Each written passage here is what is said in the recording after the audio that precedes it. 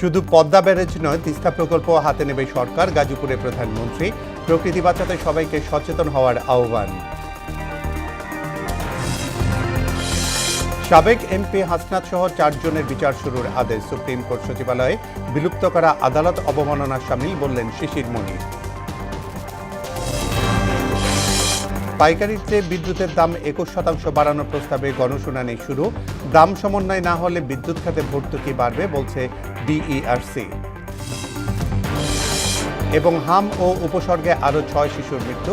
আকস্মিক পরিদর্শনে খুলনায় জেনারেল হাসপাতালে স্বাস্থ্যমন্ত্রীর নানা অব্যবস্থাপনায় ক্ষোভ।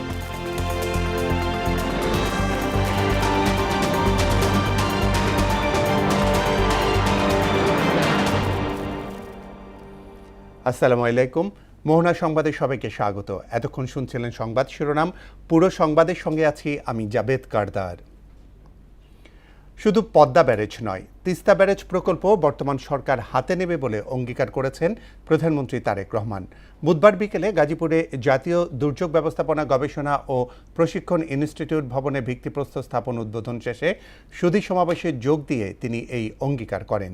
অনেকেই বড় বড় কথা বললেও বিএনপি সরকারের জনগণের কাছে দেয়া প্রতিশ্রুতি বাস্তবায়নে কাজ করছে বলে জানান সরকার প্রধান। প্রাকৃতিক দুর্যোগের ফলে ক্ষয়ক্ষতি কমাতে একটি কার্যকর ব্যবস্থা গড়ে তোলার কথাও জানান প্রধানমন্ত্রী। তানজিদ ভূঁইয়ার প্রতিবেদন। দুর্যোগ মোকাবিলায় পূর্ব প্রস্তুতি সহ ক্ষয়ক্ষতি লাঘব করা, ক্ষতিগ্রস্ত জনগোষ্ঠীর জন্য জরুরি সহায়তা প্রদান, পুনরুদ্ধার ও পুনর্বাসন কার্যক্রমকে দক্ষতার সাথে করতে দেশে প্রথমবারের মতো নির্মাণ করা হচ্ছে জাতীয় দুর্যোগ ব্যবস্থাপনা ও প্রশিক্ষণ ইনস্টিটিউট। বুধবার দুপুরে গাজীপুরে ইনস্টিটিউটটির ভিত্তিপ্রস্তর স্থাপন করেন প্রধানমন্ত্রী তারেক রহমান। পরে আয়োজিত সুধী সমাবেশে প্রধানমন্ত্রী বলেন, সীমান্তের ওপারে ব্যারেজ নির্মাণের ফলে দেশের দক্ষিণ পশ্চিমাঞ্চলে শুষ্ক মৌসুমে পানি সংকট দেখা দিচ্ছে। এ সংকট লাঘবে পদ্মা ব্যারেজের পাশাপাশি তিস্তা প্রকল্পেরও কাজ শুরু করার প্রতিশ্রুতি দেন প্রধানমন্ত্রী। ইনশাআল্লাহ এই বিএনপি সরকার পদ্মা ব্যারেজের কাজেও হাত দেবে, ইনশাআল্লাহ তিস্তা ব্যারেজের কাজে হাত দেবে। আমরা সরকার গঠন করেছি আলহামদুলিল্লাহ, এবং আমরা আমাদের সেই প্রতিষ্ঠিত খাল খনন কর্মসূচি শুরু করেছি। এই খাল খনন কর্মসূচির সাথে মানুষের জীবন ওতপ্রোতভাবে জড়িত। এই খাল খনন কর্মসূচির সাথে কৃষি জড়িত। এই খাল খনন কর্মসূচির সাথে এই ভূমিকম্প পর্যন্ত জড়িত। তিনি আরো বলেন, অনেকেই বড় বড় কথা বললেও বিএনপি সরকার জনগণের কাছে দেয়া প্রতিশ্রুতি বাস্তবায়নে কাজ করছে বলে জানান সরকার প্রধান। কাজ যদি কেউ করে থাকে, ডেলিভারি যদি কেউ করে থাকে, পরিস্থিতি যদি কেউ তৈরি করে থাকে, সেটা বিএনপি করেছে। ইনশাআল্লাহ বিএনপি সেটা করবে। নদীতে পানির স্রোত কমে যাওয়ার ফলে অনেক সমস্যা হচ্ছে। আস্তে আস্তে আশপাশগুলো শুকিয়ে যাচ্ছে। আমাদেরকে এই ব্যারাজটা নির্মাণ করতে হবে এবং ব্যারাজের মধ্যে আমরা পানি ধরে রাখবো। যখন বাড়তি পানি বর্ষার মৌসুমে যেই পানিটা আসে, সেই পানিটি আমরা ধরে রাখতে পারবো, যাতে করে সেই পানিটি আমরা আমাদের মানুষের জন্য কাজে ব্যবহার করতে পারি। প্রাকৃতিক দুর্যোগের ফলে ক্ষয়ক্ষতি কমাতে একটি কার্যকর ব্যবস্থা গড়ে তোলার কথাও জানান তারেক রহমান। প্রকৃতি যেভাবে ঠিক থাকতে পারবে, প্রকৃতিকে যত কম ডিস্টার্ব করা যায়, আমরা সেই কাজটা ইনশাল্লাহ করব। বিএনপি সরকার প্রকৃতিকে বাঁচিয়ে দেশের উন্নয়ন করে চলেছে বলে মন্তব্য করেছেন প্রধানমন্ত্রী তারেক রহমান। বলেন, পদ্মা ব্যারেজের মতো বিএনপি সরকার তিস্তা ব্যারেজের প্রকল্প বাস্তবায়ন করতে চায়। ধরপাড়া, টঙ্গী, গাজীপুর থেকে তানজিদ ভূঁইয়া, মোহনা সংবাদ। 2015 সালে বরিশালের আগলঝড়ায় ক্রসফায়ারে ছাত্রদল নেতাসহ 2 জনকে হত্যার ঘটনায় সাবেক এমপি হাসনাত আবদুল্লাহ সহ 4 জনের বিরুদ্ধে বিচার শুরুর আদেশ দিয়েছেন ট্রাইব্যুনাল। এদিকে আপিল বিভাগের মামলার চূড়ান্ত নিষ্পত্তির আগেই সুপ্রিম কোর্ট সচিবালয়ের কার্যক্রম বিলুপ্ত করায় হাইকোর্ট বিস্ময় প্রকাশ করেছেন বলে জানিয়েছেন আইনজীবী শিশির মনির। বিষয়টিকে আদালত অবমাননার শামিল বলছেন রিটকারী। মুদাসির আলীর প্রতিবেদন। সুপ্রিম কোর্ট সচিবালয়ের কার্যক্রম আনুষ্ঠানিকভাবে বিলুপ্ত করে সেখানে কর্মরত 15 জন বিচারককে আইন মন্ত্রণালয়ে সংযুক্ত করে মঙ্গলবার প্রজ্ঞাপন জারি করা হয়। এর আগে 7 এপ্রিল বিচার বিভাগ পৃথককরণ সংক্রান্ত রায়ে 3 মাসের মধ্যে সচিবালয় প্রতিষ্ঠার নির্দেশ দিয়ে রায় দেন হাইকোর্ট। রায়ের বিরুদ্ধে রাষ্ট্রপক্ষ আপিলের সিদ্ধান্ত নিলেও এখনও তা দাখিল করা হয়নি। বিষয়টি চূড়ান্ত নিষ্পত্তির আগে সচিবালয়ের কার্যক্রম বিলুপ্ত করায় আদালত বিস্ময় প্রকাশ করেন বলে জানিয়েছেন রিটকারী ও সিনিয়র আইনজীবী শিশির মনির। আদালত সারপ্রাইজ হয়েছে। কোর্টের ডিজায়ারটা সেদিন আপনারা রিসিভ করেছেন, বিজ্ঞ অ্যাটর্নি জেনারেল নিজে হাজির ছিল, তাহলে এই সমস্ত কাজ কেন করছে? একে আদালত অবমাননাকর উল্লেখ করে বৃহস্পতিবার পিটিশন দায়েরের কথা জানান তিনি। 7ই এপ্রিলে রায় প্রকাশ হয়েছে। আপিল দায়ের করার সময়সীমা হলো 60 দিন। আদালত বলেছিলেন যে এটি তাদের ডিজায়ার, যেন এই সময়ের ভিতরে সচিবালয়কে কোনোভাবেই ডিস্ট্রয় করা না হয়, কিন্তু আদালতের সে ডিজায়ার তারা শোনেন নাই, আপিলও ফাইল করেন নাই। এই ধরনের আচরণ সিরিয়াসলি কন্টেম্পচুয়াস। আমরা আগামীকালকেই একটি কন্টেম্প পিটিশন দায়ের করব। এদিকে সুপ্রিম কোর্ট সচিবালয় বিলুপ্তির নিন্দা জানান এনসিপি সমর্থিত আইনজীবী ফোরাম, ন্যাশনাল লয়ার্স অ্যালায়েন্স। এর মধ্য দিয়ে আমরা অত্যন্ত সংক্ষুব্ধ হয়েছি। আমরা তীব্র প্রতিবাদ জানাচ্ছি। অবিলম্বে স্বাধীন বিচার বিভাগ প্রতিষ্ঠা করার জন্য একটা সুদৃঢ় অবস্থান এবং কার্যকর পদক্ষেপ গ্রহণ করার জন্য বর্তমান সরকারের প্রতি বিনীত আহ্বান জানাচ্ছি। অন্যদিকে 2015 সালে বরিশালের আগৈলঝাড়ায় ক্রসফায়ারে ছাত্রদল নেতা টিপু এবং জাসাস নেতা কবির হত্যার ঘটনায় মানবতা বিরোধী অপরাধ মামলায় সাবেক এমপি হাসানাত আবদুল্লাহ সহ 4 জনের বিরুদ্ধে বিচার শুরুর আদেশ দেন আন্তর্জাতিক অপরাধ ট্রাইব্যুনাল 2। সূচনা বক্তব্য ও সাক্ষ্য গ্রহণ হবে 17 জুন। মুদাসসির আলী, মোহনা সংবাদ, ঢাকা। কক্সবাজারের সেনাবাহিনী কর্মকর্তা লেফটেন্যান্ট তানজিম সরওয়ার নির্জন হত্যা মামলায় অভিযুক্ত 18 আসামির মধ্যে 4 জনকে মৃত্যুদণ্ড, 9 জনকে যাবজ্জীবন এবং 5 জনকে খালাস দিয়েছেন আদালত। একই সঙ্গে অপর একটি অস্ত্র মামলায় আসামিদের বিভিন্ন মেয়াদে কারাদণ্ড দেওয়া হয়েছে। বুধবার বেলা 12টায় কক্সবাজারের অতিরিক্ত জেলা ও দায়রা জজ 5ম আদালতের বিচারক মোহাম্মদ আবুল মুনসুর সিদ্দিকী এই রায় ঘোষণা করেন।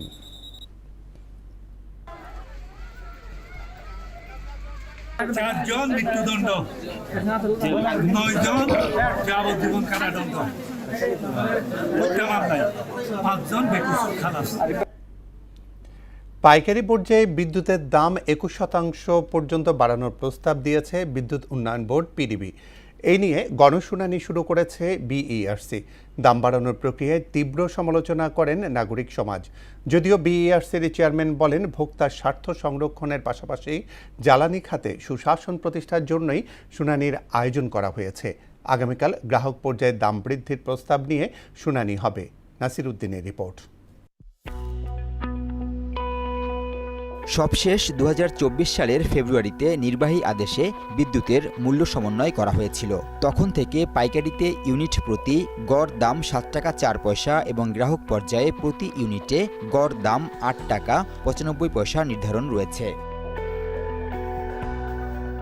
এখন আবার বিদ্যুতের দাম বাড়ানোর প্রস্তাব দিয়েছে পিডিবি, যার ভিত্তিতে কৃষিবিদ ইনস্টিটিউটে 2 দিনব্যাপী গণশুনানি আয়োজন করে Bangladesh energy regulatory commission BERC. শুরুতেই পাইকারি বিদ্যুতের দাম 1 টাকা 20 পয়সা থেকে 1.5 টাকা পর্যন্ত বাড়ানোর প্রস্তাব করে পিডিবি।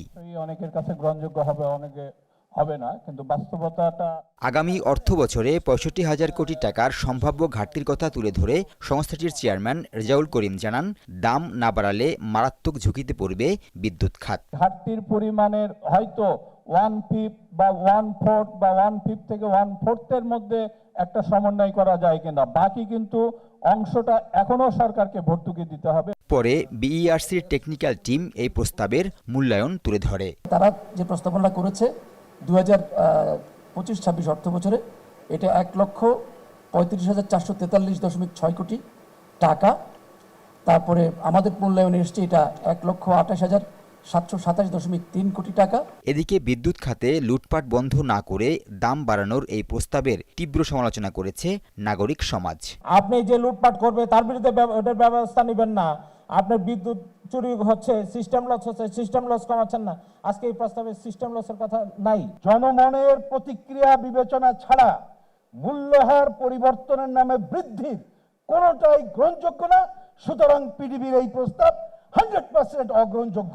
আইন অনুযায়ী কার্যক্রম পরিচালনার কথা জানান বিইআরসি চেয়ারম্যান। গণশুনানিতে পক্ষগণ যুক্তিযুক্ত তথ্য, উপাত্ত ও প্রাসঙ্গিক বিষয়াদি পেশ করবেন, যা বস্তুনিষ্ঠ, জ্ঞাত এবং দালিলিক প্রমাণ দ্বারা সমর্থিত এবং যা কমিশনের ন্যায়সঙ্গত সিদ্ধান্ত গ্রহণের জন্য সহায়ক হবে। ভোক্তার স্বার্থ নাকি বিতরণ সংস্থাগুলোর লোকসান কমানো, শেষ পর্যন্ত বিদ্যুতের দাম নিয়ে কমিশন কি সিদ্ধান্ত নেয় এখন সেটাই দেখার বিষয়। নাসির উদ্দিন, মোহনা সংবাদ, ঢাকা। দেশজুড়ে গেল 24 ঘন্টায় হাম ও এর উপসর্গে আরও 6 জনের মৃত্যু হয়েছে। পাশাপাশি এই সময় নতুন করে 1408 জনের শরীরে হাম ও এর উপসর্গ পাওয়া গেছে। বুধবার স্বাস্থ্য অধিদপ্তরের নিয়মিত প্রতিবেদনে এই তথ্য জানানো হয়েছে। একদিনে হামের উপসর্গ নিয়ে ঢাকা, সিলেট ও খুলনা বিভাগে 1 জন করে 3 জনের মৃত্যু হয়েছে। পাশাপাশি এই সময়ে হামে আক্রান্ত হয়ে বরিশাল বিভাগে 2 জন এবং ঢাকা বিভাগে আরও 1 জনের মৃত্যু হয়েছে। গেল 15 মার্চ থেকে বুধবার পর্যন্ত সারা দেশে হাম ও এর উপসর্গে 481 জনের মৃত্যু হয়েছে। খুলনা 450 শয্যা জেনারেল হাসপাতালে রোগীদের র্যাবিস ভ্যাকসিন টাকা দিয়ে কেনার ঘটনা সরজমিনে পরিদর্শনে এসে ক্ষুব্ধ প্রতিক্রিয়া জানিয়েছেন স্বাস্থ্যমন্ত্রী সরদার মোহাম্মদ শাকাত হোসেন। সকালে আকস্মিকভাবে খুলনায় 250 শয্যা জেনারেল হাসপাতাল পরিদর্শনে যান স্বাস্থ্যমন্ত্রী। এই সময় হাসপাতালে নানা অনিয়ম ও অব্যবস্থাপনার ঘটনায় দোষীদের বিরুদ্ধে ব্যবস্থা নেওয়ার কথা জানান তিনি। পরে অগ্নিকালে ক্ষতিগ্রস্ত খুলনা মেডিকেল কলেজ হাসপাতাল পরিদর্শন করেন ও রোগীদের খোঁজ খবর নেন স্বাস্থ্যমন্ত্রী। অ্যান্টি রেবিসের ব্যাপারটা আপনারা শুনেছেন, এরকম হওয়ার কথা ছিল না। এটা আমি দেখবো, আর একটু খতিয়ে দেখবো। আর আদারওয়াইজ যেটা ওয়ার্ডে আপনারা গেছেন, রুগীরা ভালো বলেছে। এখানে কি অনিয়ম পেয়েছে আপনারা আমার সাথে ছিলেন, আপনারা দেখেছেন। আমি অ্যাকর্ডিংলি জনগণের সাথে অ্যাকশানে যাব, যতটুকু অ্যাকশন নেওয়া যায় ততটুকু অ্যাকশনে যাব। ধীরে ধীরে জমতে শুরু করেছে রাজধানীর গাবতলী কোরবানি পশুর হাট। আগামী সপ্তাহ থেকে বাজার জমে উঠবে বলে মনে করছেন ব্যাপারীরা। কোরবানির গরু 70,000 থেকে 10 লাখ আর ছাগলের দাম শুরু 10,000 টাকা থেকে। ক্রেতার সমাগম বাড়লে দাম আরও কমবে বলে জানান ইজারাদাররা। এমআর আসাদের রিপোর্ট। গাবতলীর হাটে কুরবানির পশুর আগমন শুরু হলেও এখনও চলছে প্রস্তুতি। পশুর আরামের জন্য ফ্যান লাইটের পাশাপাশি বালু ইটের কাজও চলছে। ক্রেতার চেয়ে দর্শনার্থীর ভিড়ই বেশি। হাটে গরুর উপস্থিতি এখনও তেমন নয়। ব্যাপারীরা দাম হাঁকাচ্ছেন চড়া। তবে শুক্রবারের পর ক্রেতা বাড়লে দাম নাগালে আসবে বলে জানান তারা। গরু তো এখনো কিছুই আসেনি, গরু তো আসবে। গরু তো শুক্রবারের পরে তো গরু, আমাদের গরু আজও কিনছে মুকামে। গরু 13টা গরু আসছে, কাল 3টা বেচছি। 2টা নিয়েছি, এটা নিয়েছে হলো 22,000 টাকা গরু বানতে। অনেক খরচ গরুর ব্যবহার। এই খরচের জন্য মনে করেন গরুর দাম এখন স্বাভাবিককে তারা মনে করছে গরুর দাম এত চড়া কি জন্য। আসলে এদিক তো ক্যারিং খরচ, এখানে আসি খরচ, থাকা খাওয়া এও একটা খরচ আছে প্রতিদিন। গরুর তুলনায় ছাগলের শেডে বেচাকেনা তুলনামূলক ভালো। 10,000 থেকে শুরু, দাম ঠেকছে 90,000-এ। আমাদের সর্বনিম্ন ছাগল আছে 10,000 আর সর্বোচ্চ দাম আছে 70-60 এরকম দাম আছে। বেচাকেনা আপনাদের শনি রবিবার পরে থেকে বেচাকেনা হইব। এখন মাল আমরা আনছি কিছু, আর মাল আসবে রাত্রে। কুরবানিকে কেন্দ্র করে হাটের পাশের কামারের দোকানেও বেড়েছে ব্যস্ততা। ছুরি চাপাতি তৈরিতে ব্যস্ত সময় পার করছেন তারা। এমআর আসাদ, মোহনা সংবাদ, ঢাকা। ব্রাহ্মণবাড়িয়া সরাইলে সেপটিক ট্যাঙ্কে কাজ করতে নেমে গ্যাসের বিষক্রিয়ায় 4 শ্রমিকের মৃত্যু হয়েছে। বুধবার বিকেলে সরাইল উপজেলার কালীকচ্ছ ইউনিয়নের গলানিয়া গ্রামে এই ঘটনা ঘটে। নিহতরা হলেন গলানিয়া গ্রামের ইমাম হোসেন, হৃদয় মিয়া ও মেহেদি এবং ধর্মতীর্থ এলাকার আরমান। পুলিশ জানায় দুপুরে গলানিয়া গ্রামের বাসিন্দা আলিমিয়ার বাড়িতে সেপটিক ট্যাঙ্কে কাজ করতে নামেন হৃদয় ও মেহেদি। দীর্ঘ সময় পেরিয়ে গেলেও তারা উঠে না আসায় সন্দেহ হলে আরমান ও ইমাম তাদের খোঁজে সেপটিক ট্যাঙ্কে নামেন। পরে 4 জনই বিষক্রিয়ায় মারা যান। এলাকায় নেমে এসেছে শোকের ছায়া। ঘটনা তদন্তে কাজ করছে পুলিশ। 2টা টিম সম্মিলিতভাবে চেষ্টা করে আমরা 17টা 45 মিনিটের সময় 4 জন ব্যক্তিকে মৃত অবস্থায় উদ্ধার করি। এটা একটা আন্ডার কনস্ট্রাকশন বিল্ডিং ছিল, আবাসিক ভবন। কাজ করার সময় শ্রমিকরা নিচে সেপটিক ট্যাঙ্কের মধ্যে নামছে, এরপরে তারা উঠে নাই, নিঃশেষ হয়ে গেছে। সংবাদ ওরা জানতে পেরে ফায়ার সার্ভিসকে সংবাদ দিয়ে ফায়ার সার্ভিসও আসছে, আমরাও আসছি। এসে ফায়ার সার্ভিস গ্যাস রিমুভ করে তাদেরকে রেস্কিউ করে উদ্ধার করেন। ভূমি রেজিস্ট্রেশন প্রক্রিয়া আইন মন্ত্রণালয় থেকে ভূমি মন্ত্রণালয়ের অধীনে নিয়ে আসা হবে বলে জানিয়েছেন ভূমিমন্ত্রী মিজানুর রহমান মিনু। বলেন, এক ছাতার নিচে আসলে ভূমি ব্যবস্থাপনায় আরও গতিশীল হবে। এরই মধ্যে ডিসি, এসি ল্যান্ড এবং এডিসিদের ল্যান্ড রেজিস্ট্রেশনের বিষয়ে উচ্চতর প্রশিক্ষণ দেয়া হচ্ছে বলে জানান তিনি। সচিবালয়ে নিজ মন্ত্রণালয়ে এক ব্রিফিংয়ে একথা বলেন তিনি। বলেন, দেশজুড়ে ভূমি জরিপের কাজ শুরু হয়েছে। ভূমি ব্যবস্থাপনাকে আধুনিক করতে মালয়েশিয়া ও ইন্দোনেশিয়ার মডেল অনুসরণ করার পরিকল্পনা করা হচ্ছে বলেও জানান মন্ত্রী। আগে তো ভূমি মন্ত্রণালয়ের মন্ত্রীর রুম আর অফিস গোটা ভর্তি হয়ে থাকতো। এটা আমরা আস্তে আস্তে ছেড়ে দিচ্ছি। ডিসির সঙ্গে ইউনো এসি ল্যান্ড আছে, এডিসি ল্যান্ড আছে, বিভাগ কমিশনের সঙ্গে অ্যাডিশনাল কমিশনার ল্যান্ড আছে, এবং তাদেরকে আমরা আমাদের প্রশাসন থেকে উচ্চতর ভূমি বিষয়ে প্রশিক্ষণও দেওয়া হয়। চামড়া শিল্প রক্ষায় আলাদা অধিদপ্তর বানানোর দাবি জানায় জাতীয় নাগরিক পার্টি এনসিপির নেতা নাসির উদ্দিন পাটোয়ারি। বিকেলে তোপখানা রোডের ডিসিসি হলে এক আলোচনায় তিনি এই দাবি জানান। বলেন, দেশে প্রতি বছর প্রায় 1 কোটি পশু কোরবানি হয়, কিন্তু সিন্ডিকেটের কারণে এই চামড়া আর্থসামাজিক উন্নয়নে ভূমিকা রাখতে পারে না। এই সময় তিনি সরকারকে নতুন বাংলাদেশের তরুণদের স্বপ্ন বাস্তবায়নের আহ্বান জানায়। চামড়া রিলেটেড এই ইন্ডাস্ট্রিকে সরকার সংরক্ষণ করার জন্য একটা আলাদা অধিদপ্তর বানাইতে হবে, যে অধিদপ্তরের মাধ্যমে শুধু কোরবানি ঈদের আগে নয়, কোরবানি ঈদের আগে পরে পুরো বছর ব্যাপী এটাতে রিসার্চ অ্যান্ড ইনফরমেশন থাকবে, সেটাতে ধরো R&D হবে, কাজ হবে, অর্থাৎ আপনার অর্থনৈতিক কর্মকাণ্ডে কিভাবে আমরা ভ্যালু এডিশন করতে পারি সেই জায়গায় কাজ করবে। আন্তর্জাতিক প্রসঙ্গ। চীন ও রাশিয়ার মধ্যে কৌশলগত সম্পর্ক আরও জোরদার করতে অন্তত 20টি চুক্তিতে সই করেছেন চীন নেতা শি জিনপিং এবং রাশিয়ার প্রেসিডেন্ট ভ্লাদিমির পুতিন।